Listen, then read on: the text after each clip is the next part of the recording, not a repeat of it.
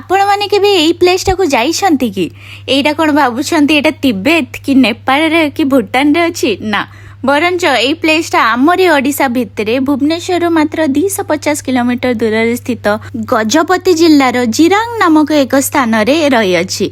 एवं या ना होछि जिरांग बुद्धिस्ट मोनास्ट्री। मु एई कथा सुनी के आश्चर्य हे गली कि एई मोनास्ट्रीटा हेलाणी 1970 मसीह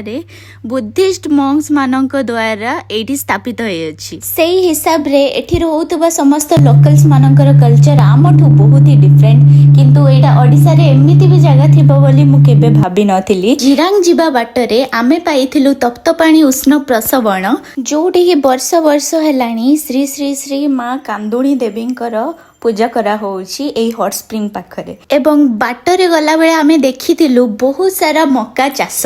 एवं यार फुल ब्लॉगटा आपण माने जाई कि मो चैनल रे देखि परिबे।